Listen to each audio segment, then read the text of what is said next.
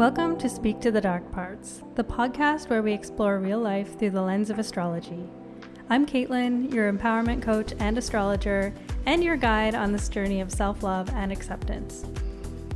Are you someone who feels like they don't fit in? Do you know deep down there's more waiting for you on the other side of fear? If so, you're in the right place. Here, we embrace the dark parts, the parts we've been taught to hide, the very parts that make us unique and beautiful, like our sensitivities, insecurities, creativity, and desires. These are the parts we learn to hide in order to fit in and make those around us feel more comfortable while denying our own truth, which leads to shame, anxiety, depression, and finding unhealthy ways to cope with living a life on someone else's terms. Through the wisdom of astrology and our own inner compass, we learn to fall in love with the parts we once wanted to hide, allowing us to shine brightly in a world that needs our light. So, if you know you're destined for more and are ready to break the mold, let's dive in.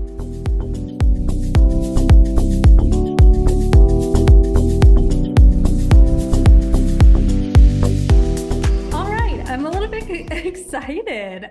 I am going to record a little bit about what Jupiter in Gemini means. I've heard a lot of people talking about this, not quite in the way that I'm thinking about it. I've been waking up every freaking morning, and this is the first thought that jumps into my head is Jupiter in Gemini. Let's get into it. The first thing, let's kind of break it down a little bit.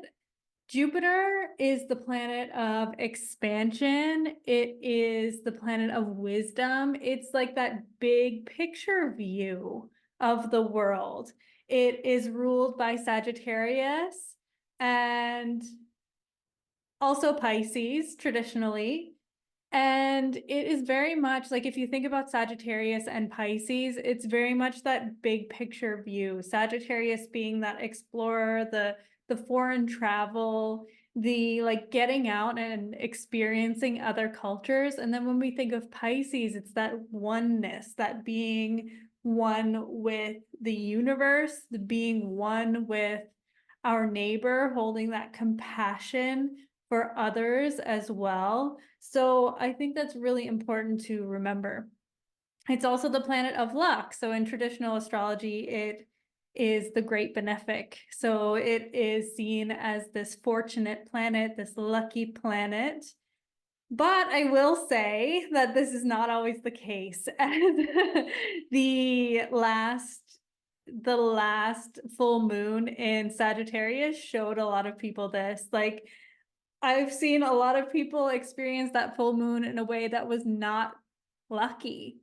And the reason for this is that Jupiter expands on everything. It's an expander. It brings more. It's abundance. But often we don't think about abundance in the way of like, we just think of abundance like, yes, more, I want more. And that's like that capitalistic society that we live in. Like, I just want more of everything. Give me it all.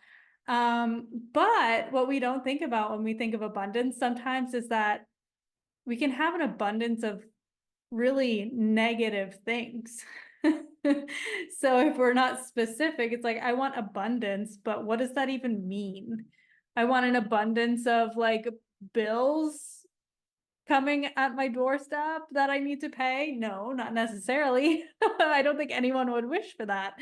That is the essence of Jupiter. It expands everything. So if you're going through a hard time and Jupiter is activating a part in your chart, that could really bring an expansion of this energy. So it could really blow up this part of your life that maybe, especially if we're focusing on those negative things, it can bring more of that, especially when Jupiter is in Gemini.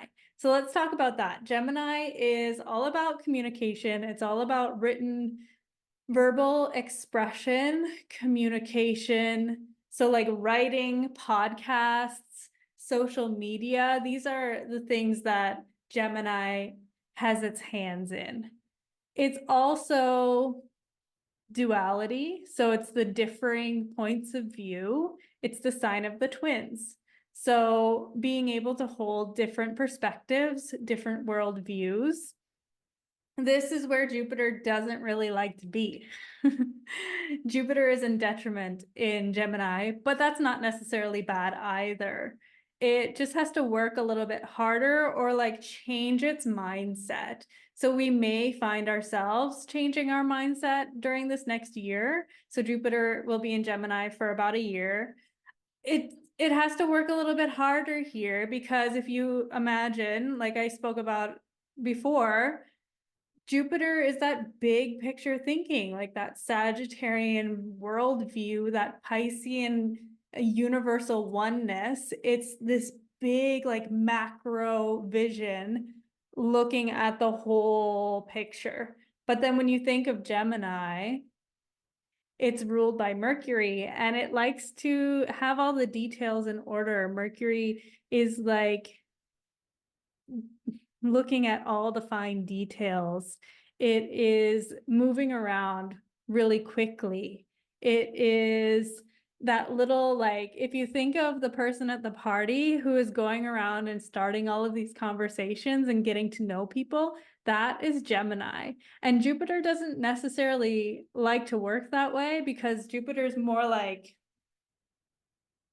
back here and like experiencing. It likes to immerse itself into things. So it can be difficult. And when Jupiter is in Gemini, it can expand on the mental energy because Gemini is an air sign, a lot about communication, our thought processes as well. So like when I was saying that Jupiter expands everything, this could be a time of really overthinking. We may be thinking a lot or trying to figure stuff out, figure out all the details. And yeah, we need to be wary of how, if we're overdoing it in places, because we can run ourselves ragged. If you find yourself really overthinking, coming back to the main picture and really focusing on the things that are important. This may be a time where we're sorting through what is important and what isn't really important, because sometimes like Gemini energy can be that energy where it's like, I'm just talking to talk at this point. There's no real meaning behind the words. It's like at the low road, it's just talking to hear yourself talk, talking and not listening. Something to really keep in mind over this next year is like speaking and listening to understand, not listening to respond. Oftentimes Gemini energy is speaking to respond, listening to respond. So when someone's talking to you and you're already thinking like, how am I going to respond to this thing? And then you're not like even listening to their words, you're already wondering how you're going to respond to them. That's not necessarily the best way to use this energy. It's really like, how can I understand this other person? That's the gift of Gemini. It's like the duality, being able to see that there's not one way to do something. Everyone has a different perspective, and every perspective has value. So looking to where Gemini is in your chart will give you a clue about how this will play out for you over the next year, especially over the next month while the Sun and Venus are also in Gemini. It's going to like light things up a lot. We've got a lot of stuff going through Gemini over the past month, so it's exciting, it's fun, it's flirty. Really getting out there and like doing things that have been sparking your curiosity could be fun too. Trying new things that you've never tried before. Maybe you had something in the back of your mind like, oh, I really like to try that, but like I'm a little bit scared. I don't really want to make a fool of myself. Get out there and do it. You may be surprised at how much fun you actually have.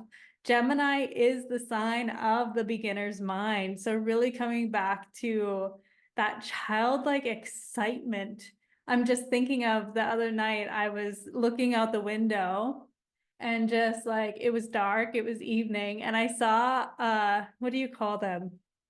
Firefly. I think some people call them lightning bugs, fireflies, but I saw one and I audibly like gasped. I was like, oh my God, like it's so beautiful. Just that childlike excitement of like, I've seen fireflies millions of times, but in that moment I was like, oh my gosh, I forgot they existed and they're so freaking cool. Like, it's just that simple little thing that lit up my day, no pun intended, but just things like that, like having fun with life again. It's such a beautiful time. It's an exciting time. It's that time of connection. If we're using it in a way that is beneficial, we are connecting with the world around us rather than just trying to impose all of our opinions without taking and receiving those opposite opinions as well. So look to where Gemini is in your chart. If you put it in the comments or reach out to me, let me know, and I can give you a little bit of insight on what to look forward to. The last time that Jupiter was in Gemini was June 2012 until June 2013. So look back to that time in your life as well. What was happening the last time Jupiter went into Gemini? This could bring up some similar themes. So we're closing that chapter and starting anew, but it could be in a similar theme because it's in the same area of your chart. Of course, there's other things going on. So if you wanted that specific detail, reach out and we can do a reading. That's the best way to get all of the details with all of the moving parts that are happening. But it can be a really good practice in the meantime to look to what was happening in 2012, 2013.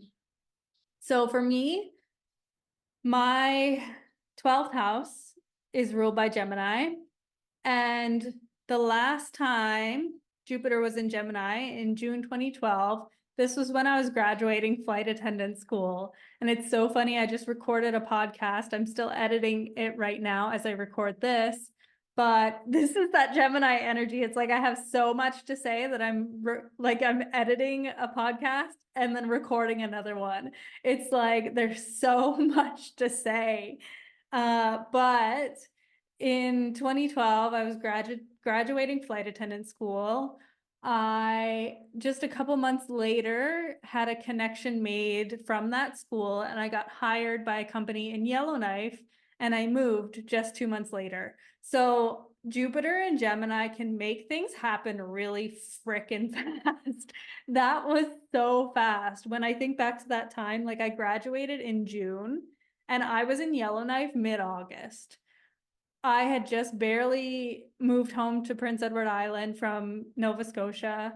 I spent the summer there, and then I remember getting the call and saying that I was hired after doing an interview, and then I was on a plane to Yellowknife in like 2 months, less than 2 months, maybe a month and a half. But it was wild. It happened so fast. This was also, so I moved to Yellowknife. I will talk more about this in another podcast when I'm going through the astrocartography series. So Yellowknife was one of those big places for me. But when I first got there, I was doing all the things. I bought a truck. Things were moving quickly. I was working as a flight attendant and the customer service agent. And it was just all moving so fast. I made so many friends in that time. That's a very Gemini thing, is like making new connections. Even though it was in my 12th house of more isolation, it was happening in a way that it felt cozy. I don't know if that makes sense. It was like, it was just so familiar. A lot of the friends that I was making were from the East Coast as well, because Yellowknife is a place where a lot of people go to work. And a lot of people from the East Coast are the people who move away for work. So it felt really homey at the same time. So while I was in a completely different place, Yellowknife is also very isolated as well. It's a very 12th house city because there's no other cities around it. So there was isolation in that fact. I was away from my family. I was away from everything that I knew. But so these are those 12th house themes. But the Gemini energy was allowing all of these new connections to happen. So think back to that time in your life to see what was happening, and that may be a clue to what happens this time. And then also something that I don't hear many people talking about yet, I'm sure it will come, but Jupiter in Gemini this time. We're continuing a cycle that began in December of 2020. So this was a time that was very challenging for a lot of people. We were coming out of or like continuing the whole pandemic thing. So this cycle began December 2020 when Jupiter and Saturn kissed in the sky. So Jupiter and Saturn coming together is an interesting energy. Jupiter is that expansive, like worldview, world traveler kind of energy, the experience of oneness and knowledge and wisdom. And then Saturn is like the big guy, like the like the authority, the principal of the school, like that teacher that will not let you step out of line. And when this is happening, this was happening in the sign of Aquarius, which is interesting. Aquarius is the sign of community. It's the sign of society. So Jupiter wanted to expand, and there was this like expansion of like the things that were happening during the pandemic. And then Saturn is that restrictor. It's a really contradictory energy where Jupiter is trying to expand and Saturn is trying to contract. So this also has a lot to do with society, with our laws, with the way that our, like Jupiter and Saturn are very societal planets. So they're outside of our personal experience. We still experience them personally, but they are more like the generation, the society around us. It's more outside of us. And this was very much what we were experiencing around that time. And with Aquarius, it was like it was a time where there was an expansion of Aquarius themes, expansion of like online technology. Zoom meetings were a very big thing. We were all probably professionals at Zoom at that time. So there was this expansion of connection via technology. But then Saturn was restricting our community. So we weren't necessarily out in our community, like our physical community around that time. There was that restriction. There was a lot of rules placed on us. I remember this was the time that I was back in Canada, but I was waiting to come back to Thailand because Thailand was closed for the whole year, basically. And I had my dog in Thailand. I had my partner at the time in Thailand, and I was just waiting for that moment to be able to travel again, but travel was not a thing. So this is that like Saturnian restriction on the Jupiter theme of travel. So thinking about this time, December was actually when Thailand opened again to foreign travelers. And I had gotten my ass in gear. I was like, get all the paperwork done. There were so many hoops to jump through. But at that point, I was like, yes, I'm going back. I need to go back. This is like the part in my journey where I really need to, yeah, get back at it. And that's what I did. So thinking back to that time, December of 2020, think about what was happening in your personal life, what was happening in your community around you. This was also when I launched my first website. And I also started giving astrology readings. So I was giving free readings until one lovely lady, and she's still so much in my heart. Like she really started this journey for me. I remember giving an astrology reading and she was like, Kaitlyn, I need to pay you for this. Like, I'm not taking this for free because you're really good at what you do. And I was just like, oh my gosh. Like, I just did not have that much faith in myself. I was just doing these readings over Zoom just to learn and to have fun. And then I got paid for my first reading. So thinking back to that beginning of the cycle, December 2020, and then we'll have the first square in August, in mid to late August. So Jupiter squaring Saturn, the squares are kind of those crisis points. and not necessarily like a big crisis, but it's just that point of tension where the continuation of that cycle, whatever was starting in December of 2020, we may hit a little bump. So in my mind, I'm thinking of Saturn in Pisces. So Saturn, again, is that it can be restriction. It's also the planet of karma and mastery. So we're really like, and discipline. We've been working on this for a while now, since Saturn's been in Pisces. So we've been working on mastering our energetic boundaries. We've been working on cultivating our sense of compassion. We've been working on our spiritual practices as well, if we're using this to our advantage and not at the low road where maybe we're feeling a lot more isolated, which isn't always a bad thing if we're isolating, but if we're not coming back, that's when it can be an issue. So the high road is that we're really tapping into the spirituality. We're tapping into connection with source. We are leaning into creativity. We're learning how important creativity is, how important our intuition is, the things that society, as it stands right now, hasn't always valued. So we're finding the value in those things. And then with Jupiter squaring, Jupiter will be in Gemini. So it is this duality. It's interesting because both of these signs are duality. So Pisces is the two fish, and then Gemini is the twins.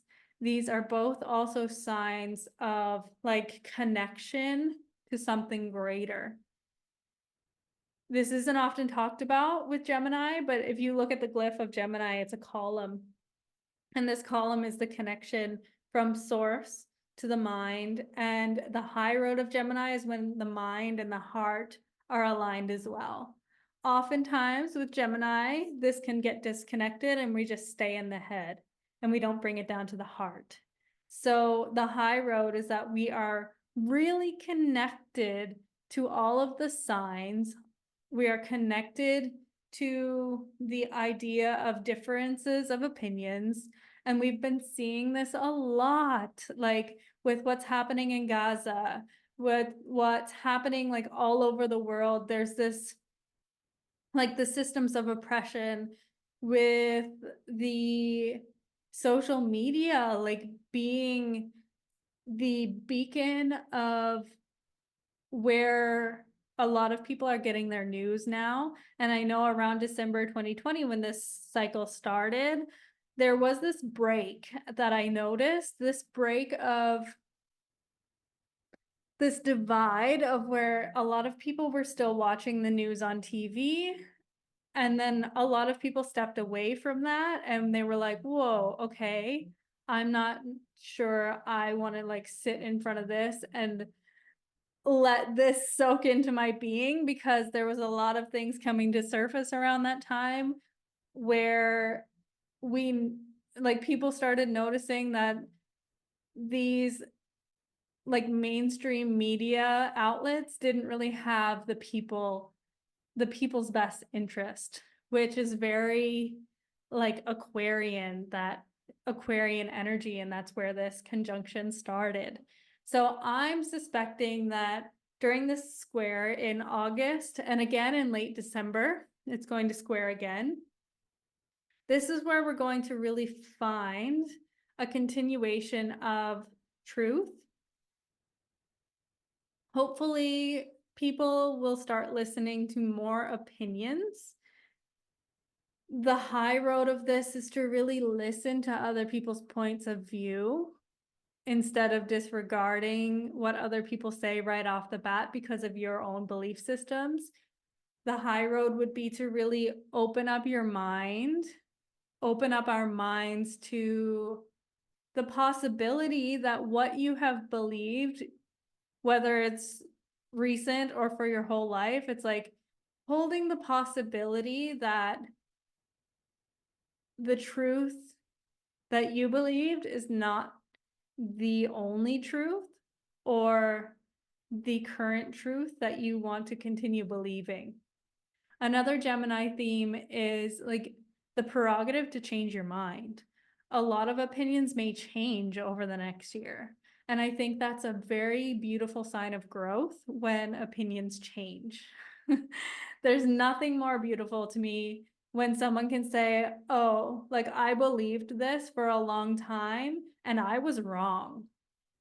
There's this sense of accountability, especially with Saturn and Pisces. It's like we are holding ourselves accountable for the part that we play in the state of the world.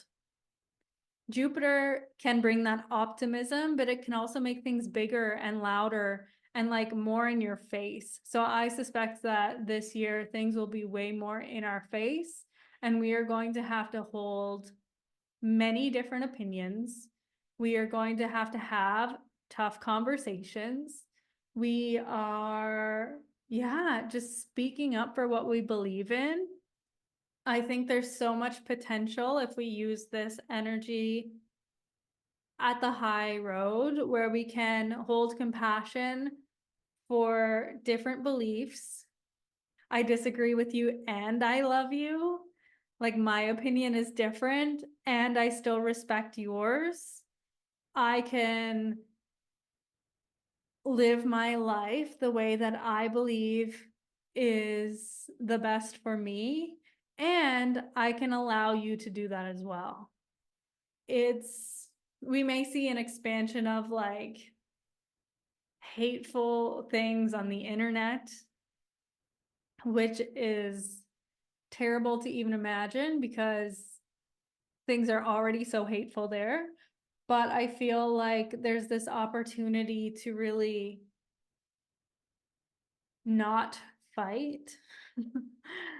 Like just hold that, okay, this person is where they are, and I can hold compassion for that as well. So I think it may be challenging for a lot of people, especially people who have been stuck in their ways for a long time.